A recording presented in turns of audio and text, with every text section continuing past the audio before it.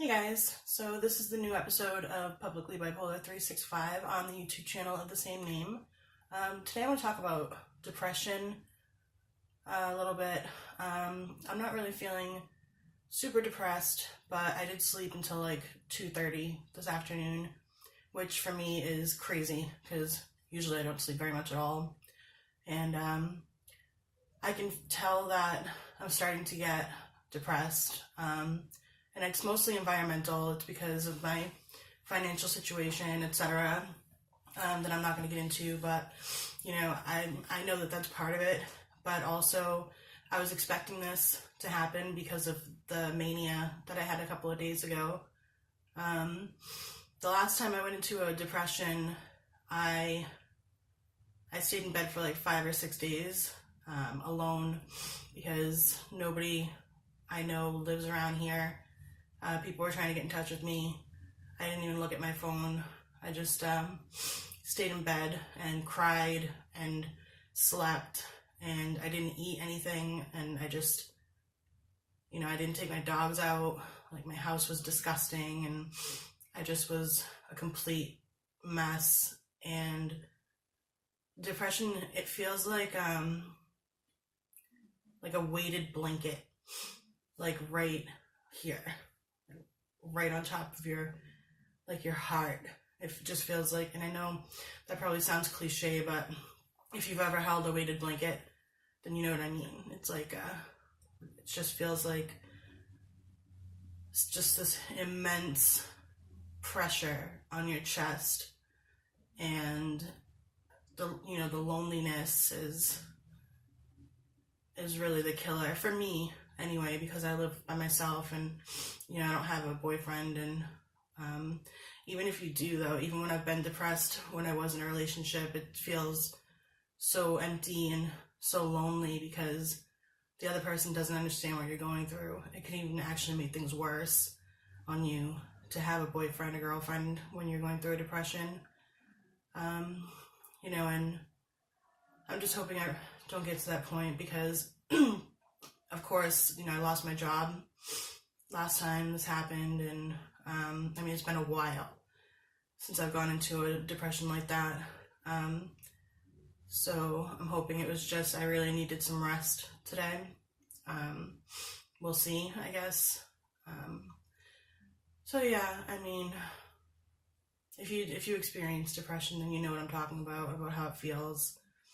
And there's just so many horrible things that go along with it, like the way that you talk to yourself, the way that you feel about yourself, and especially since I tend to go to this place where instead of dealing with the depression and dealing with the feelings and, the loneliness and everything, I go right to, if I just killed myself, I wouldn't feel like this anymore. And that's what I focus on. And I spent about 6 months of my life a couple of years ago daydreaming about death all day long. I would, just constantly, I would be driving and think about driving my car off of a bridge and, like washing the dishes and thinking about slitting my wrists. And, this is I'm being like real with you guys right now. Like, that was like 6 months of my life, like all day, every day. And then I would have like nightmares about like suicide and stuff. And, I couldn't function. Like, I would be sitting up on a couch and I just wanted to like, just slump right off the couch into a puddle and just stay that way. And that was just how I felt all the time. And I tried to kill myself twice. I locked myself in a hotel with my dog. This is when I was homeless. I got a hotel for the night and I took all of my medication. And luckily, all it did was make me sleep for a couple of days. And I woke up a couple of days later, still in the hotel, obviously, and nobody had even noticed. In the hotel anyway, my family was like freaking out, but so That obviously didn't work because I'm still here, but the events that led up to it, and realizing that I was still alive and I was stuck, I wasn't happy to still be alive. I was mad that I was still here. And the only thing that finally saved me from that depression was going to see a primary care doctor, and they put me on a new medication.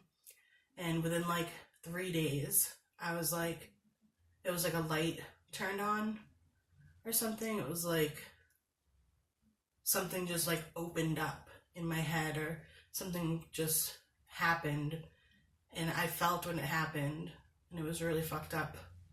And I was fine after that. It was like it never happened.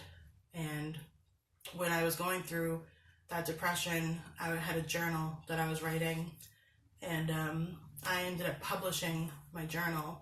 It's called Memoir of Manic Moments, and it's on Amazon, and I sold like a lot of copies. I was really fucking shocked that people like wanted to read that.